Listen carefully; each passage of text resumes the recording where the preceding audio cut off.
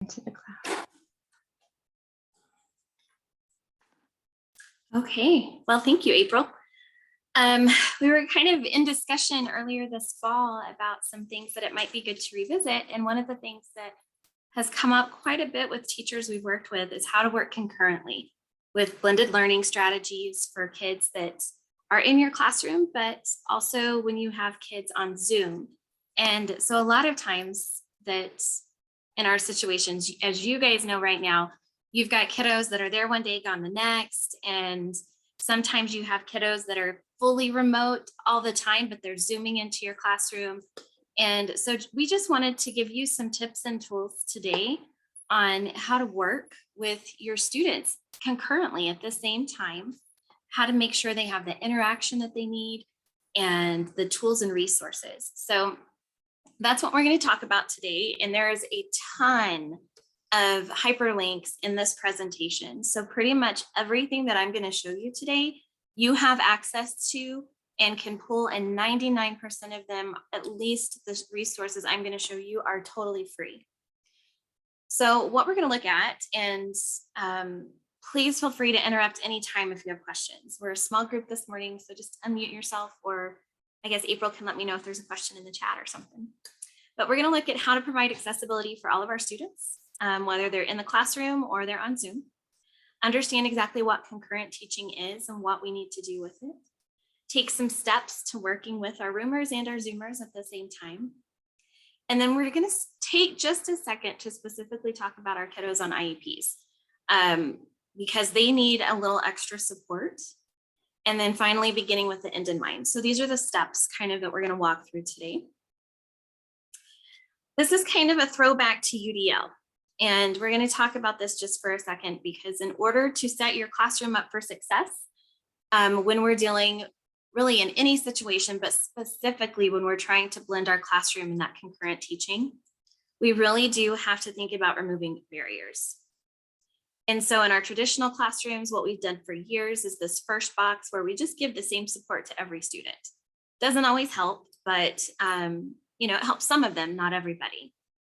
And then what we've been in for like 3 or 4 years, really seeing a push before COVID, was providing each individual the support that that individual needed. And while there's nothing wrong with that, there are students that move in and out of the need base. So sometimes you have, student X that may need a ton of support, but when we get into a different topic, he doesn't need as much. But now student Y needs more. And so it's trying to figure out, how do we provide them access all of the time without really struggling on our end as an educator to really burn our candle at both ends.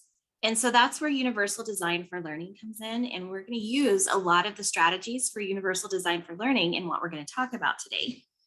And really, this third image I love, because the purpose of this is to completely remove all of the barriers for all of your students and provide access to all of these resources that we're going to talk about, and give them the power. So you're empowering your students to make the decisions that they need about their education, but you have to do some teaching first.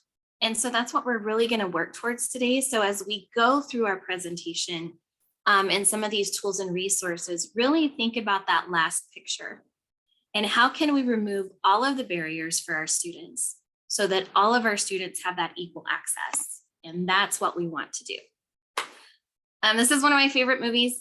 I've always watched all the time. We love Mary Poppins. But I think right now, this is how we feel. This concurrent teaching can leave us going a little bit crazy. And it's hard when you've got one group of students learning one thing in the classroom and one group of students trying to learn the same thing in Zoom, but keeping both groups engaged. It's like this fine-tuned, well-oiled machine when it works, but the reality is a lot of times it doesn't work. And so we don't want you to be like Mr. Van Dyke here. We want you to have some really good tools and resources so that you aren't, beating your head against a symbol some days. I know we all do it occasionally. So here's what we're going to look at. We've got 7 tips that we're going to go through. And like I said, there's so many resources here. I know April is going to send out to you guys the link to the presentation, or at least show you where it is, so that you have access to this. Everything, like I said, is hyperlinked. So when we get to a resource, you'll be able to pull it up later. So the 7 things we're going to look at is building a community before you build the curriculum. And I know you're like, oh, man, this is really kind of late in the year for this, Amanda. Why are we doing this now? Well, yeah, it is. You guys know this though. Like, you're veteran teachers, I think all of us on here today. And it's good to revisit best practices. And this gets our mind in gear as we start planning, because I was in the classroom for a while, so I know what it's like. We're already starting to plan for next year. As we take a little break, we're thinking about what's happened, what worked, what didn't work. And so let's really look at this. So building community before curriculum, and it's not too late to start any of these things. Planning your environment. So not just your classroom environment in the physical actual classroom, but having a plan for your virtual environment as well. Creating routines, providing equitable communication and collaboration between all of your students. So you don't want to just put your Zoomers together in a group and your roomers in a group. You want everybody interacting together. And then you need to be available. So looking at an online platform, creating a digital you, your kids need you as their teacher. Sometimes you're the only consistent thing they have. So we're going to talk about how to do that, and then giving students choice in both areas. And keep in mind that picture of UDL. So as we go through this, how can you provide these accesses to all of your students and not just 1 or 2? So we're going to talk about setting community. Yes. April, did you have a question? Oh, okay, thumbs up. Okay, I couldn't tell. How many of you have striven? You can put it in the chat box if you want, or unmute. But how many of you have worked towards setting community in your classroom? Like, that's been one of your main focuses. And if you did that, how did you accomplish setting a community? Leanne, I saw you on mute. Go for it. Sorry.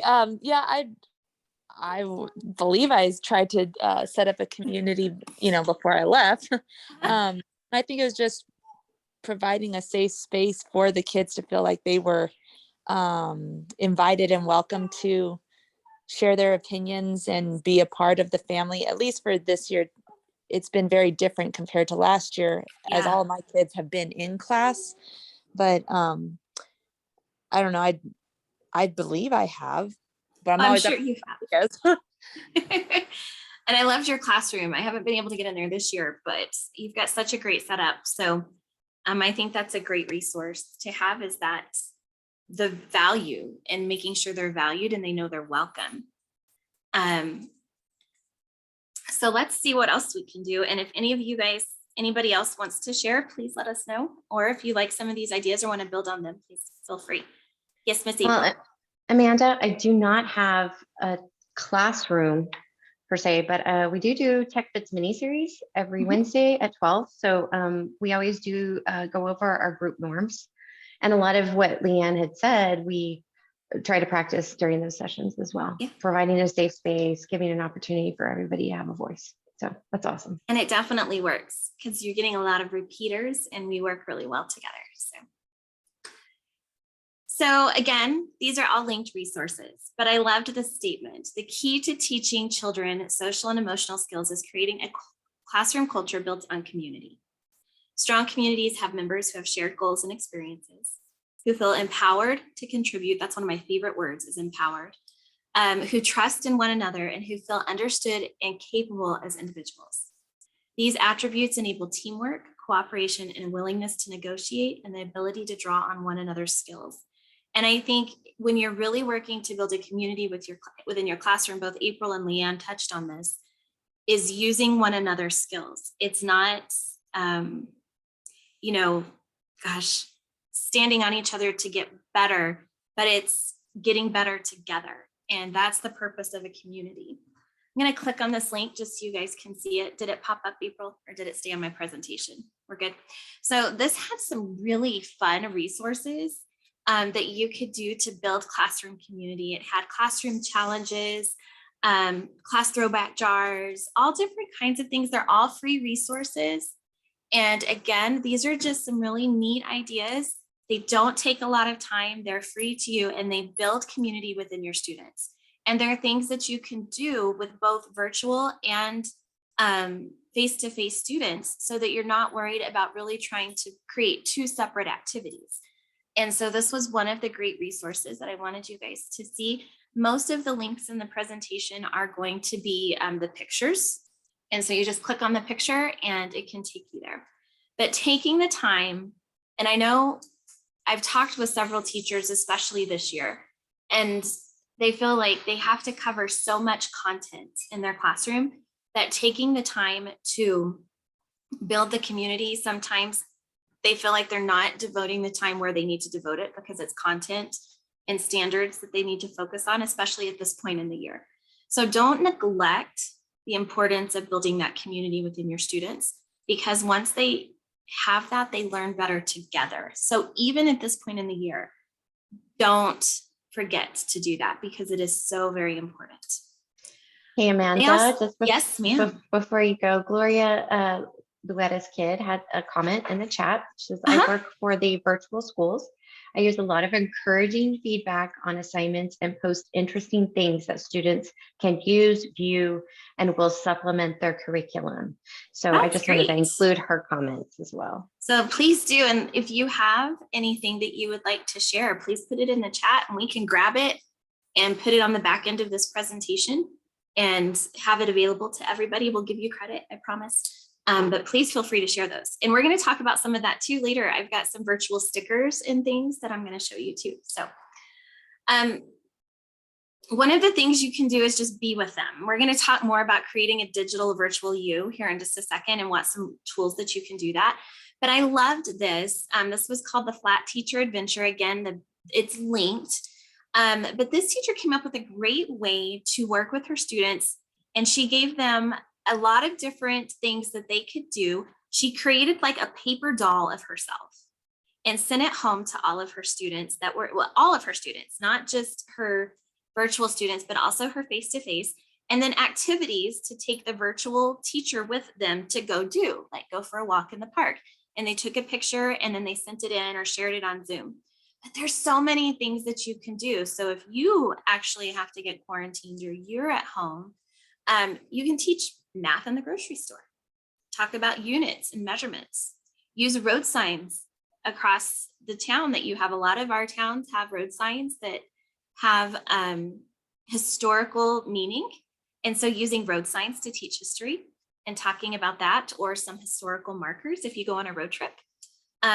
Illusion in advertisements and billboards before you get, or when you get into high school areas. Starbucks is a great one because nobody really realizes that their logo is a siren and the illusion behind that. So there's some really cool real world things that you can do to keep your students engaged, both virtually and in the classroom. The next piece is planning your environment. We've all taken steps at this point this year. I know we've got our classroom set up. But the reality is even this year and probably a little bit next year, we're going to have students that are there some days and aren't there. And so when they're not there, how are we making sure that all of the students in the classroom can engage with everybody? And so you can kind of see here, this is a virtual setup idea. And Miss Mika is our teacher. And sorry, moved my cursor in the wrong spot. She's got her kind of cart, her laptop set up, and she's got a screen projector for all of her students that are in the classroom. So they can see kind of this view of materials on the screen. But she's also on that projector projecting all of the students that are in Zoom, right? So she probably has her split screen. She's got a gallery view of her students on the screen. And then all of her students here in the classroom are on computers. So this is when you would do maybe some interaction. And so this was just one of many setups that you can see as teachers. I'd like to kind of throw this back out to you guys and see, what are you doing? What setups do you have in your classroom so that all of your students who are concurrent all the time, you know, your Roomers and Zoomers, what are they doing together? And how do you have your classroom set up so that they can all interact with each other? Anybody want to share? All my students are in person right now. I mean, we do have our handful that might get quarantined or whatever, but they have their Canvas lessons. But Yeah, that's what my teaching assistant who's taken over for me while I've been gone, that's what they've been doing. So when you do have students on quarantine, Leanne, do they Zoom into your classroom or do they just work solely at home? They On their work, own. they just work at home on their own. On their own. Yes. That works too. My son had to do that a couple of times this year last year when his classroom was closed down. We do have classrooms across the state though, even some locally here in our Region 9 schools, where they have students that are Zooming in all of the time. And that can be very difficult because they feel like they're kind of out on an island by themselves. Does anybody have a situation like that in their classroom where they feel, they've got their kids both concurrently? Anybody? No, I know Gloria, I believe she said she taught fully virtual.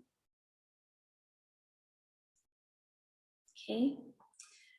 Well, just think about the setup. And if you do start to have students that are Zooming in, how are you going to keep them engaged and making sure that you have a plan? We know that planning before you step into something always helps create success. And so really trying to make sure that you've got a plan in place before you hit that point, before a student is gone and before they need to be concurrent learning. Having a plan in place to make sure you have equal access for all of your students is going to be very important. Talking about removing barriers, there's some simple things in the classroom that you can do when you're working on blended learning in your classroom.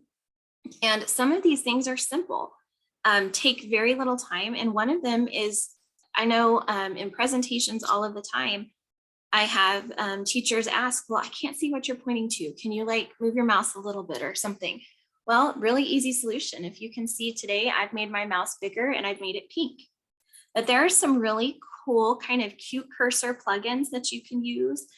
You can go to your settings. That's what I did here is I went to my settings in my computer. I made my cursor a little bit bigger. I made it pink so that those that are Zooming in and even students who are in your classroom, but maybe working and watching you on the computer, again, it's just about removing barriers. And so if a barrier is the students can't see where you're pointing on the computer screen, that's an easy fix. And so there's a lot of ways that we can do that. Also, having a plan for group work. And there's a great resource here by StudySync. And it's this flip-flop lesson plan for concurrent classroom. But you have to have a plan. So once again, we want our students to interact together. Okay. We want them to know when you're working with your roomers, when you're working with your Zoomers and dedicating equal time. We're going to talk about that here in a minute too. But these virtual tools that you can have, we have turned into such a virtual world. It's been forced the past 2-3 years. And so making sure that what we provide is editable online as well as printable for our students in class if we want them printed has been really, really important. And so as we're preparing our lesson plans, what is it going to look like? This one is for stations. So you can recreate stations virtually just like you can in the classroom. And so how would you do that? How would you be available to each of your groups? How are you going to provide feedback to each of your groups? And how are your students at home going to do a station with other students who are there? Does anybody do anything like that? Even Gloria, do you work with stations or group work with your students who are virtual?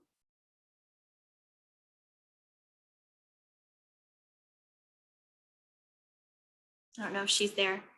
One of the things that I've seen a lot of my mentees, my new teachers do, especially with their virtual students, is put them in a breakout room, but they do centers with things that they have at home.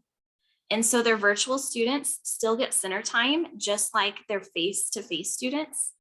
And it's planned centers. So she's one in particular sends out an email to the parents at the beginning of each week that says, hey, these are the 3 centers we're going to do this week. This is when center time is going to happen.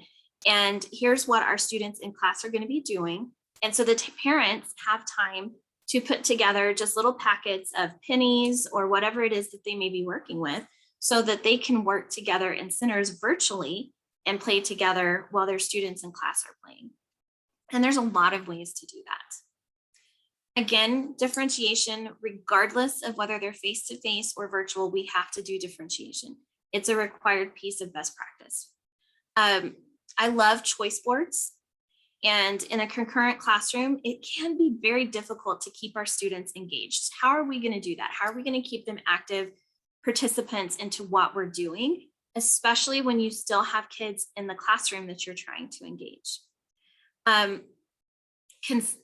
It's very important, though, that we just really provide these activities that allow them to not only kind of provide the rigor, but also interact and, like we said, build that classroom community with each other.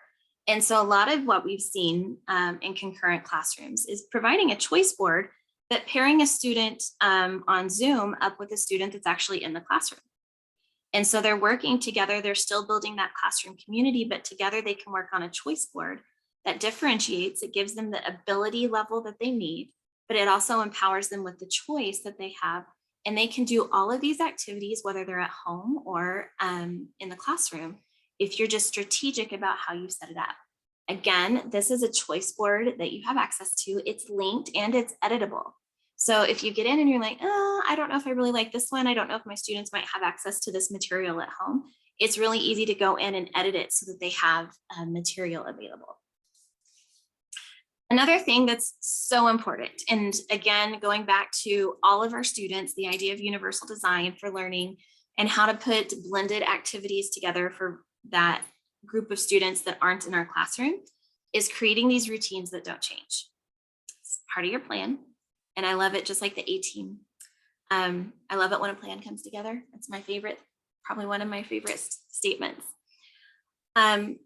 What is great about this, these are 4 different classroom etiquette tools that you have that are pre-created, so you don't have to create your own, that you can play for all of your students at the beginning of every class, so that you're not just playing it for your virtual students, but you're playing it for everybody, so they both understand the etiquette required to work concurrently. And so again, these are, you've got a virtual class rules, we've got an upper grade presentation, a lower grade presentation, one for any levels. They're just a couple of minutes. Let's see. And I don't think I shared my sounds. Can you hear the sound at all? I don't think I shared my sounds. So let me go in. I'm going to stop share and reshare my sounds. Always forget to do that with this new button we have to pick. There we go. Now you should be able to hear it.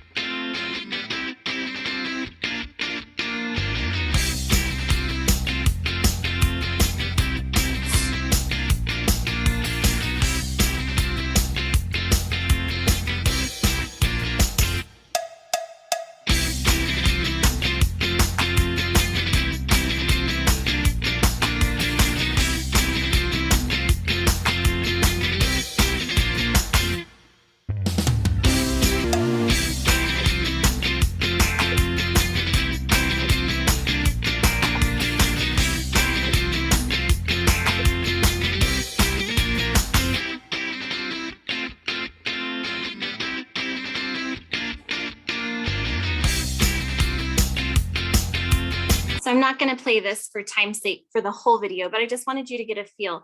And it does go through all of the steps of classroom rules. But the great thing is it's not just your online students that need these classroom rules. Your face-to-face students need it just as much. And so taking the time to play something like that at the beginning of class, it even goes into how to interact in a concurrent classroom. So how are you going to interact with the students on Zoom? How are you going to ask a question to one of the students that might be on Zoom? And so how to blend that classroom together. And there's some really great tools and resources that are already created. And so these are just a few of those that we have in place for you, but you can also go online and find any of your own, so you don't have to take the time to do them, but you can. I'm going to share some resources in a minute that will help you do that if you're super techie and want to create your own. Setting a routine is so important. So these are going to really, when we start looking at our students who are struggling, our students on IEPs, I know there's a large population of IEP students that are in virtual settings right now. And whether it's just necessity, access, or maybe it's concern, there's a lot of different reasons. But we need to set routines in place for these students. And so again, daily schedules, a lot of these routines that I'm going to show you on the next few slides are editable, and they're free, and they're great for all of your students. So it's not just students that are virtual, not just students that are on IEPs. And again, we're going to go back to UDL, Universal Design, is removing barriers for all of our students. And so as we provide these virtual tools to maybe one or two, would all of our students benefit from these tools? And the answer to that is always going to be yes. Do they all have to use them? Maybe not, but having and giving them access to all of these are important. So again, this is a daily routine schedule. It's linked down here. You would be able to go and edit it, and they can kind of recreate their own routine. So if you have a few students that are virtual, their schedule might be slightly different than the schedule of kids in the classroom. And so if that's the case, you can kind of edit and tweak that appropriately and provide it for each of them. I think it's so important to have a daily routine that doesn't change whether you're face-to-face or virtual or concurrent. And the routine of that consistency is so important. And so again, there's some linked different check-ins. So you have access to these. They're all editable and free, but different. Like this is a morning check-in. You could do this with all of your students. It doesn't just have to be your virtual kiddos. How are you doing today? Right now, social emotional learning is so important, and making sure that we're meeting their social and emotional needs is actually probably more important at this point in time than making sure we're meeting their educational needs, because we know if socially and emotionally they're not okay, they're not going to learn. And so making sure that we're meeting those needs, and this is a great insight to do every day. Then they may not be 100% honest all the time, but you'd be surprised the responses that you're going to get on this. Here's another version of daily check-in. How are you feeling? And it's the teacher's Bitmoji here that they're circling. Write your name, what the date is. You know, this would be for an earlier, younger grade, but still, it's a great tool and resource. Daily check-in here, morning connection. This is actually a bell work that I loved. I would totally use if I was back in the classroom, because I did bell work at the beginning of class every day, and I did it on the computer, and so did my students. So this is a great way to do that. Here's some more. Today's question. And so, you know, you put in like in a Padlet or on, my mind just went blank. Jamboard. There we go. Jamboard. It took a second. A daily question every day, and then all of the students have a box and they respond to their daily question. Here is another version. Today's Google slide deck, and they get their directions on Tremendous Tuesday and what they're supposed to do. And you are tremendous because, and they're giving a shout out to all of the students in class. They pick one and they give them a shout out. So I love that, because not only is it a morning check-in and the teacher herself is there with her Bitmoji, but then it's also community building because they're building each other up. And so I love that. So again, going in and just remembering we have to take the time to set those routines, and we have to be consistent with our routines. We can't continually change our routines, because our students, regardless of their ability level or whether they're in the classroom or on Zoom, those consistency pieces are vital for them to really be successful. Another piece we're going to see is this communication and collaboration. And Gloria, it might be where you get some resources, hopefully. But these are pictures, or these are stickers that you can add to your assignments. They're virtual stickers. And again, they're editable. You can put your picture in. It's linked here, so you can click on the links and get these yourself. But you can actually take your own picture as the teacher, put your picture on the sticker, and then when you're grading your students' work, you just insert one of the pictures, stickers. So cool, great resource. And it's just, again, communication. It's, who doesn't love getting stickers? I even see adults that go crazy over stickers. So great resource there. And I loved this one. And I've actually given this one down here to several of my teachers that do have concurrent classrooms right now, where they have students that are fully on Zoom every day. And so this is a great resource I found. And she's able to put a sign up in front of her computer. That pops up that says, right now I'm hanging with my roomers. And so this gives it's just communication. It gives the Zoomers, the kids online, a second to say, okay, right now, Miss O, that's what my students called me, is working with her students in the classroom, but she'll be with us in about 5 minutes. And so then in that 5 minutes, set a timer, because you need to make sure you're spending equal amounts of time with both groups of students, right? So then when it's time to flip flop and you're going to hang with your students on Zoom and help them, you just flip the sign so that your students in the classroom know that you're working with your students virtually and there's not a lot of interruption and back and forth. So that communication piece really important, and making sure everybody understands those rules is really going to help streamline some of the processes when you do have concurrent learning. Some more communication. I love this one over here. What are we doing right now? So this is clearly communicated. You could pop this up on your screen so that both your roomers and your Zoomers can see it. What are we doing right now? Well, this is our assignment. Okay, we may have 1 or 2 pieces. What are we doing right now? So if you're doing a group work, we've got independent, or maybe we've got centers set up in our classroom. Independent input, taking an assessment, group chat, and collaborating in groups. So you may be rotating and you're putting students together, or you may just flash up this card, what we're doing right now. We're doing a group chat right now, and you need to listen, contribute, and monitor the chat. Or maybe we're switching and we're going to do some collaboration, and this is our collaboration piece right now. So just again, that visual communication, I don't care how old your students are, but providing this visual communication, it was going to stop the questions and interruptions that you get as a teacher constantly. Here's another one, a weekly assignment, what we're doing Monday, Tuesday, Wednesday, Thursday, Friday, kind of another visual routine. This would be great, where the other one I showed a few minutes ago was really dedicated towards elementary kiddos. This would be a great one for your secondary classrooms, both virtual and in class. Every student could use something like this, and it helps them really zone or kind of zone down what they're doing. They know exactly what they've got coming up. Oh, and another great communication piece is something like this. It's great to send home to parents. If you have parents that are trying to stay involved in the classroom, this is a great communication tool so parents can stay on top of what's going on. So some things that I want to throw out to you guys and see what you're doing. But communication and collaboration. So how are your students, whether they're in the classroom or they're on Zoom, how are they going to communicate with you? And how are you going to communicate with them? Do you have a process set up that works really well? Gloria, you might be better equipped to talk about this since you're fully virtual. But how do you communicate with your students? Maybe when they have missing work, or you're providing feedback, or you're wanting them to interact with yourself. Do you have steps in place for that?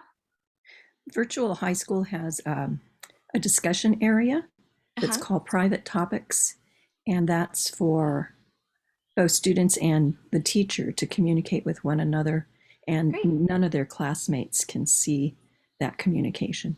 So it's highly encouraged that they use private topics to let me know if they're going to be gone for a week.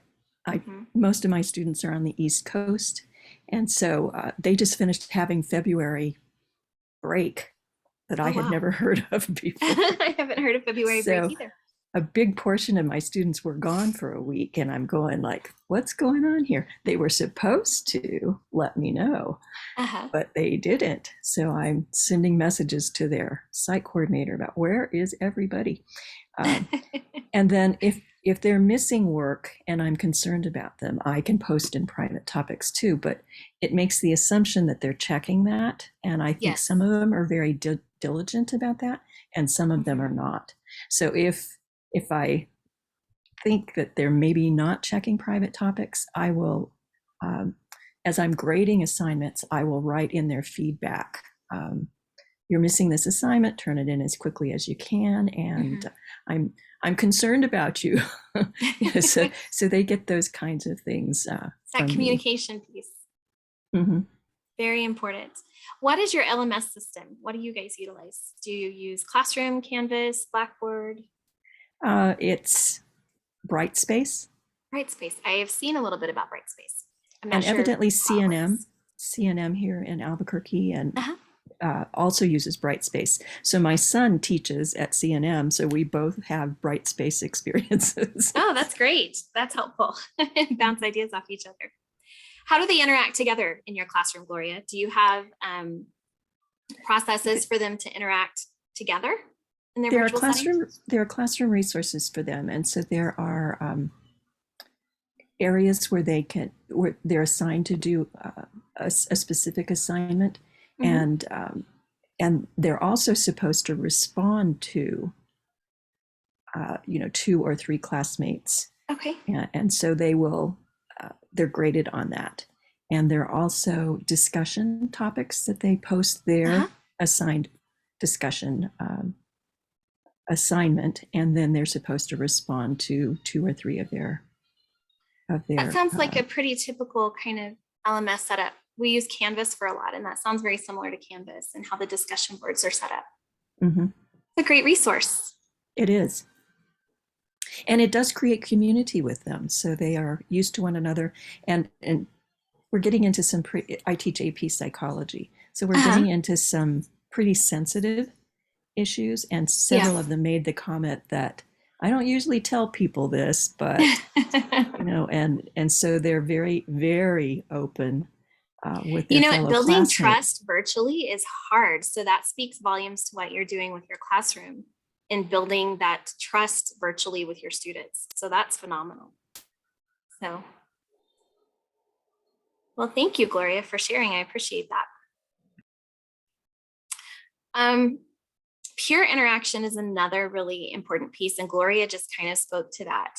This is actually another Jamboard that a teacher created, and it's a project that she would pair groups up, and they would be virtual and in the classroom groups. So they were working together on the computers, with their speakers on and headphones and all that sort of stuff. And they had, what they were specifically supposed to do. And each group in the same Jamboard had a different page.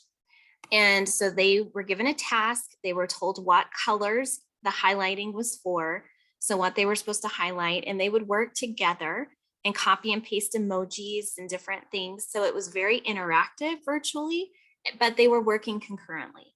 And so there's a lot of resources. And again, this is linked so you can see that. Here's another activity I found and loved that you could pair, again, concurrent students. But it was a research project on a country that they would travel to. And so they had to create, and this was done, I believe, in Google Slides. The teacher put a suitcase, an empty suitcase, and the students had to do some research. If you were going to spend so much time in whatever place you got, what 9 items would go in your suitcase?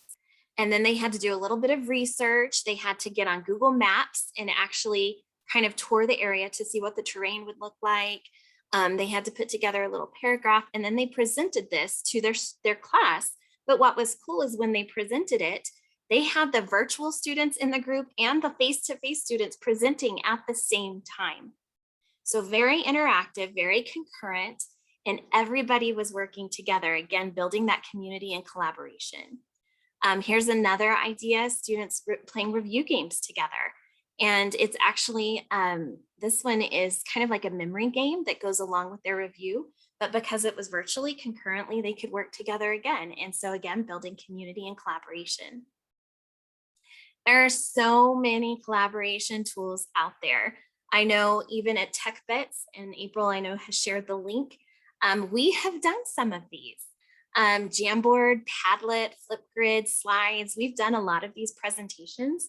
So if you're looking to up your game a little bit on how to do virtual instruction in your classroom, and even just if you have students face-to-face all the time, like Leanne does, you can still do some really cool interactive activities with these tools and resources. And there's so many more out there than just these few. So what's your platform? What are you using? We've got a lot. I know Leanne said that they're using Canvas. Gloria is using Brightspaces. Here at Region 9, we're kind of a Google suite. So you can use Google Classroom. Google Sites has become one of my new favorite things. I have even dabbled in Weebly. This was one of my websites that I created before when I was still in the classroom. I don't know, do we have anybody else, or is it just Gloria and Leanne? April, I think it's just Gloria and Leanne this morning. So I was going to kind of see what you're using and if you had tips and tools of the trade. Leanne, we're kind of working with Canvas right now with all of our mentorship stuff. Have you done some cool things interactively with Canvas? Because I know you mentioned that for your online students. Honestly, last year we just kind of got thrown into Canvas. Yeah. And this year if I'm being honest, it was pretty much the same thing. So I mean, I know that we have a couple teachers who are really great resources at my district who are professionals with Canvas. I am not one of them. And I do feel like with the lower grades, because I teach second grade, I feel like with the lower grades, I've heard that there's a Canvas Littles, but I've never actually gotten to see it. So what we do is we actually have our Seesaw linked through our Canvas. So cool. To us, that's kid friendly. And so they still have to go to Canvas for attendance and all that. And then they go to their Seesaw. That's a really neat link. And I'm going to have to check out Canvas Littles because I have never heard of Canvas Littles. So I'm going to look into that today. Awesome. And see what we can find. Maybe we could do a Tech Bits on Canvas Littles. Yeah, that would be great because I'm assuming that we'll have to utilize Canvas for like a little while longer. Yeah, probably. So maybe if there was something or a training on Canvas, I don't know if any of the other districts use it, but I feel like there's not a lot of statewide we have quite a few using it. I don't know about here locally, but I'll definitely look into that, see what we can find on Canvas Littles. I have not heard of that one. So thank you. Maybe we can find some fun stuff to do that way. One of the things with whichever LMS that you're doing that's great to do is using emojis and emoticons to keep things visual for yourself and for students. I know just trying to manage Canvas for myself with teachers all across the state with mentorship, I've really had to come up with some creative ways to keep track of what's already been taken care of in Canvas. And you can do this in Google Classroom. It's actually where I learned how to do it. But keeping things visual, again, there's a link there that you can click on. But man, if students do great and it's exemplary work and you have permission from the student to share it, I would put just this 100% or a thumbs up and use that as examples of exemplary work. Obviously, you don't want to share the grade on there. Be very careful about how you share it. But students know if they're struggling with an assignment, they can go check this one out and look and see in Google Classroom or in Canvas, because you can do it in both. And that little 100% or whatever it is you choose to use for that, tell the students what it's for. They can go back and look at work that was really good and see what happens. Maybe this little siren here for work that students need to go back and check, or work that was a little bit late, it's still going to show up, and it's only going to show up if you do it on the individual student page. It only shows up for that student. For my sanity, when I've checked something, I go in and I just add this little checkbox, and you can see over here, like this Unit 4 Digital Interactive Notebook, the teachers checked that. And so that helps me know visually that I've taken care of that. I've looked at it. I've made the notes. So I don't have to go back into each individual assignment and look to see if it's been completed by me. The review has been completed. So there's some really cool ways that you can do that just take a few seconds. And if you kind of create a cheat sheet with all of these on, you can just have that up on the minimized bottom of your screen and add those little icons. Another thing that I think is super important for your online students, and Gloria, I don't know if you do anything like this, is recreating yourself virtually. And there's so many ways to do this. We like Bitmoji. We've done some tech bits on Bitmoji and how to do that. But we also have tools like Screencastify. You can do it in Zoom like we're doing today and record a session so that you're still teaching your students, whether they're online. And one of the things that I love the idea of is a flipped classroom. And to some degree, having to teach virtually for a year, a lot of teachers found the value in a flipped classroom. And a flipped classroom is actually where you record your lesson and you send your lesson home as homework. And then when your students come into the classroom, you actually help them with what would be traditional homework, where they're actually doing the work. You do the work with them. You're there to help them as they're trying to muddle through their extensive geometry homework, because that was my worst class in high school. If I could have had instead of have the teacher spending class time teaching a lesson, but have the lesson go home with me, and then have my teacher spend class time working with me when I'm struggling, I might have actually done really well in geometry. So there's a lot of different tools and resources that make that kind of thing easy and accessible for teachers. And like I said, a lot of us have kind of shifted that direction anyways, but if you haven't, there are several. So Screencastify is really simple. It actually doesn't put your picture on the screen if you don't want your picture there, but I think you should have your picture there for your virtual students, just my personal opinion. But you can record your screen and everything that's happening and your voiceover. Screencast-O-Matic does that as well. With Zoom, you can do like we're doing here, and you on the recording, your students would be able to see your beautiful faces. And a lot of teachers are using Snapchat, and they're doing a few things in Snapchat as they're out and about among the communities. So some great resources there. And letting them choose is another very important piece that goes back to UDL. It goes back to concurrent learning. It goes back to best practices. And giving them the choice of how, when, where, and what they learn has been proven many times to benefit the learning process.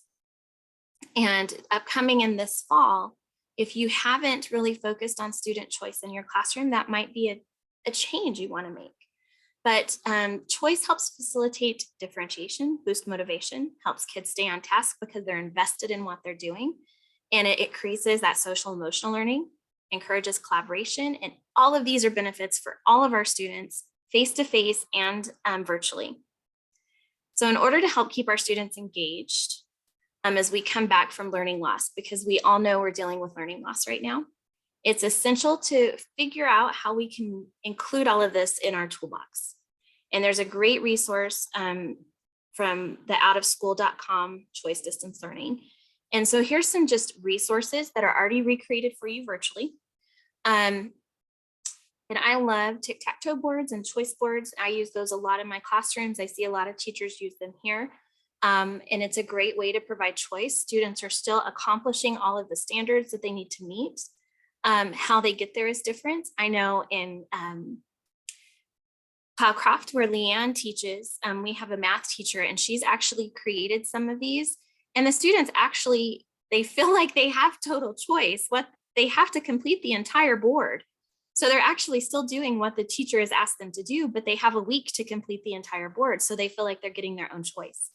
And you could do this virtually just as easily as you can do it in the classroom.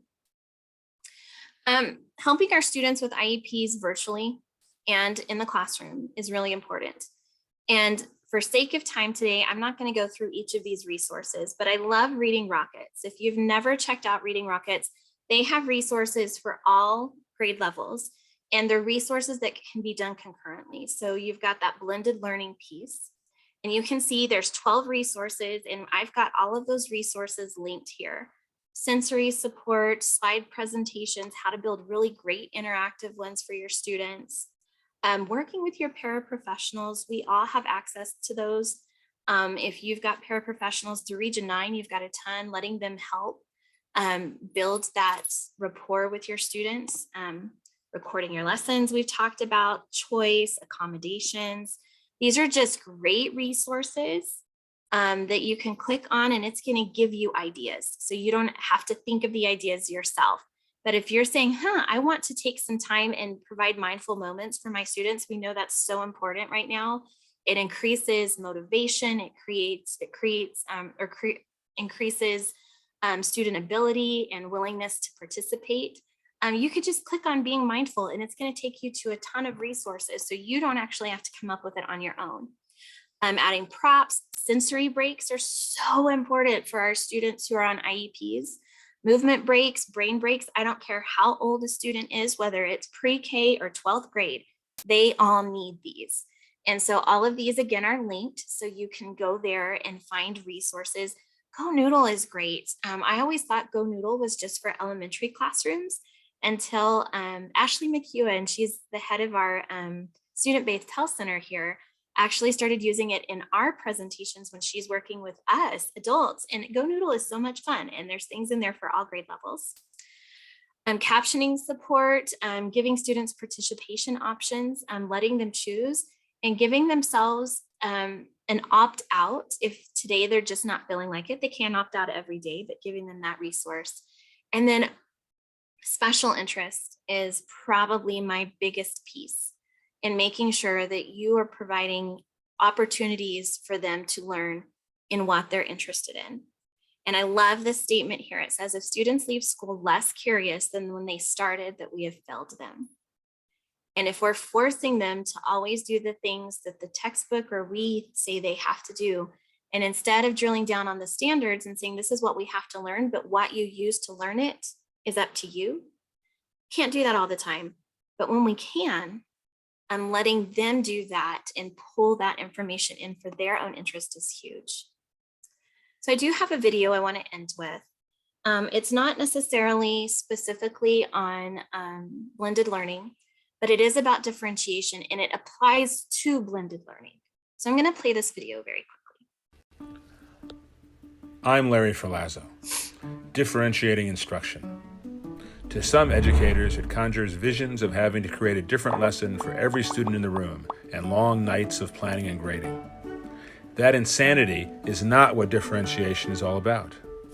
Differentiating instruction is really a way of thinking, not a pre-planned list of strategies. Oftentimes, it is making decisions in the moment based on this mindset. It's recognizing that, to paraphrase Rick Wormley, fair doesn't always mean treating everyone equally. It's recognizing that all of our students bring different gifts and challenges, and that as educators, we need to recognize those differences and use our professional judgment to flexibly respond to them in our teaching. Carol Tomlinson talks about the ability to differentiate in 3 areas: content, process, and product. For content, student choice is one way we might differentiate, like allowing students to choose their research topics or essay prompts. As teachers, we need to keep our eyes on the prize. In other words, we have to keep asking ourselves, what are the main learning objectives? One day, my students were writing an argument essay about what would be the worst natural disaster to experience. John's head was down on the desk. He was not doing anything. I knew that he was interested in football, so I told him that he could write an essay on why his favorite team was the best.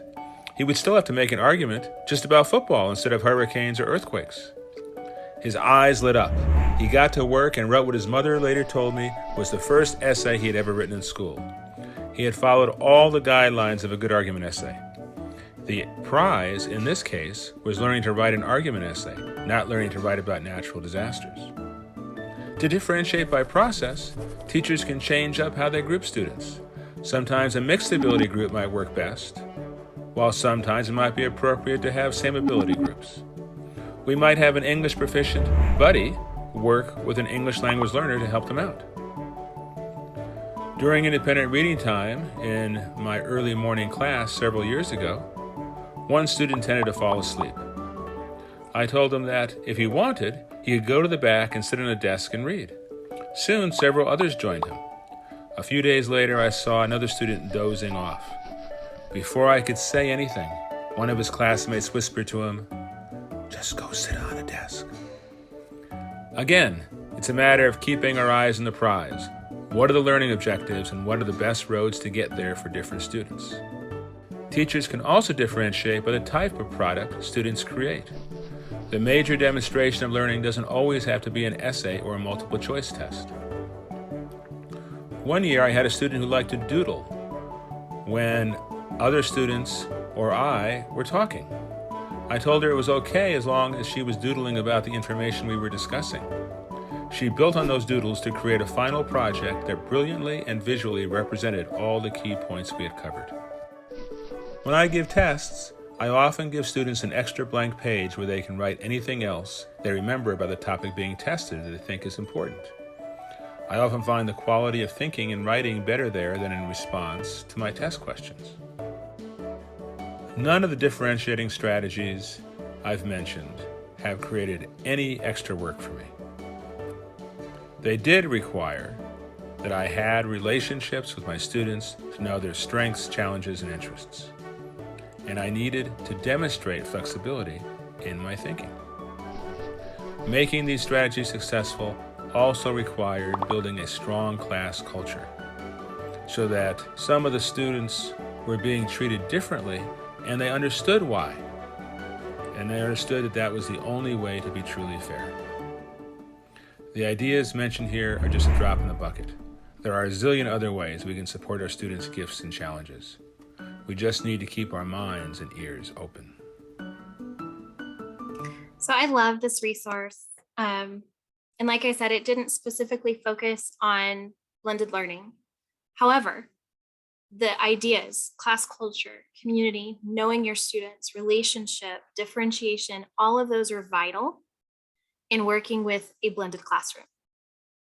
And even more so probably because of our situation in concurrent learning, where we've got students face-to-face and students virtually, and we need to build relationships between those two groups of students as well, and provide equal opportunity for students to make decisions about their own learning. Like he said, fair isn't always equal, but removing those barriers and providing equal access to students when they feel they need it is so important.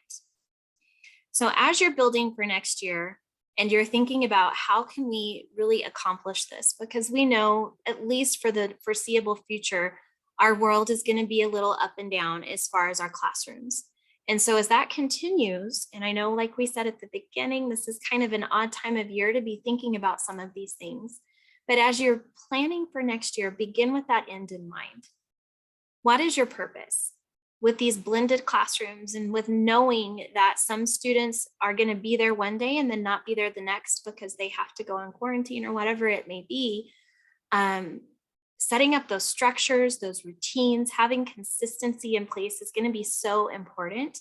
But even more so than that is that community and you being with them when they go and being able to interact, even though they're not face to face, is so important. And so as you go through and plan, just know that those are things to keep in mind. I hope this was a great resource for you. Here's all of the websites and here's my information. So as you go through, guys, play with this, play with some of the resources, have fun. And if we can help with anything, please let us know, because we are happy to help. And Leanne will look into Canvas Littles and see what we can find there. But did anybody have any questions before we jump off? No, this was wonderful. Thank you. You're welcome, Miss Leanne. I just had a comment. There's a few other resources that we've covered in TechBits this year. For example, like the Screencastify, the other one that we did in TechBits was Loom. So a lot of teachers are enjoying Loom. Jennifer Johnson did that. So make sure if you want to have a new platform, that's available, a recorded session. And then Bleanded. Bleanded was fun. Really easy, quick and easy to learn, fun, and that definitely be used with your virtual students as well. So I liked it. It's fun. So I just wanted to mention those two. So there's additional resources. And there's a whole lot more because we've done Flipgrid and we've got Jamboard. And we've got a ton of them. So absolutely. Yeah. So definitely check out last year's and this year's if you're looking for something specific archive session, because it may not be just in this year because there's so much. We've done a lot. Yep. Wow. Well, thank you guys for joining us. And that, I think, concludes what we have for today. So, okay, I'm going to go ahead and stop recording, Amanda. Thank you so much for your presentation, and thank you everyone for joining us.